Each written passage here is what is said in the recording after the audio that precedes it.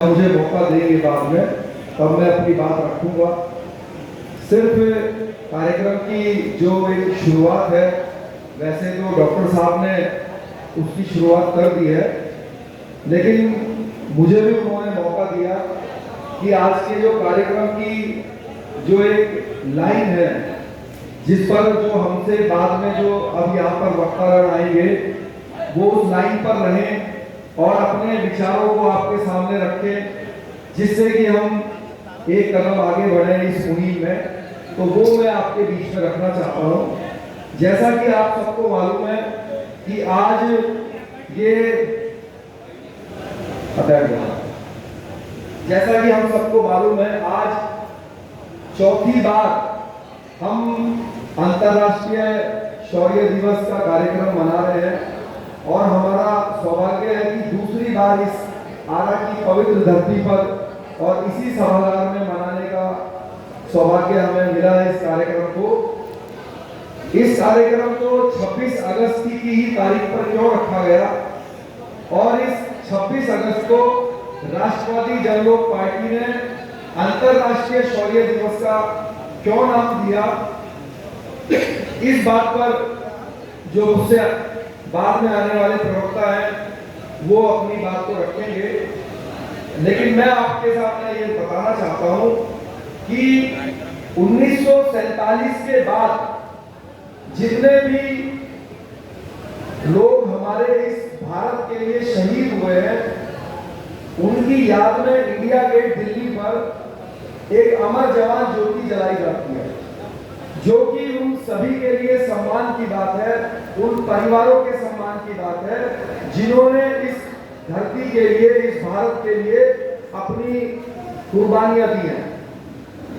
जब से लोकतंत्र देश में आया है, उनकी कुर्बानियों की हमने इज्जत सम्मान देने के लिए अमर जवान ज्योति की शुरुआत की, जिसका हम सभी ने हमेशा बहुत स्वागत किया। लेकिन राष्ट्रवादी जनलोक पार्टी का ये कहना है कि जिन लोगों ने 1947 से पहले इस देश के लिए कुर्बानियां दी हैं, उनके सम्मान के लिए हमने क्यों कुछ नहीं किया।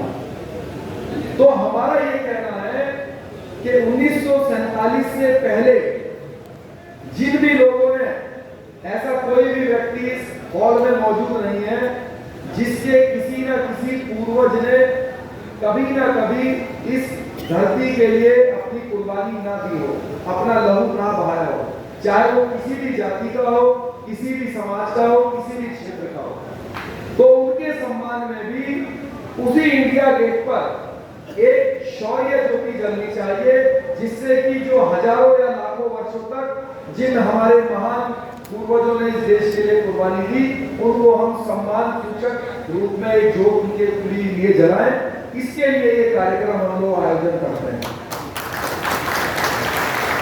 और 26 अगस्त जो इसकी तारीख रखी है, इस दिन को याद करने के लिए, उसका मकसद ये है कि आज ही के दिन सबसे पहला जोहर और साका हुआ था।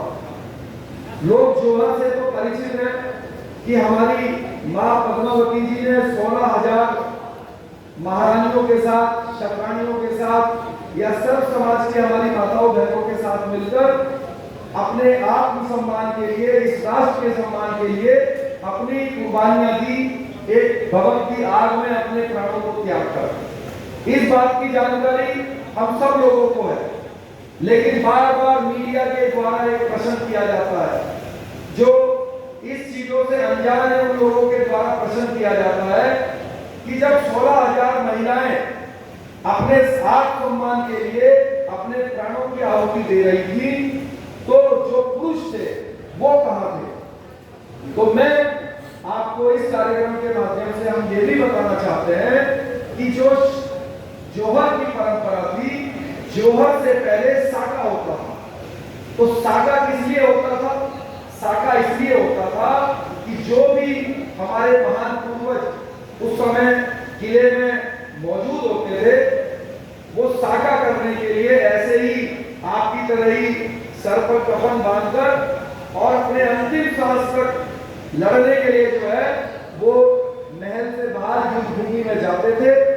और अगर वो ये देखते थे कि अपने प्राणों की आहुति देने के बाद भी हम अपनी माताओं को, बहनों को, धर्म पत्नियों की रक्षा नहीं कर पाएंगे, तब वहां से वो इशारा करते थे कि अब आप जोहर कीजिए।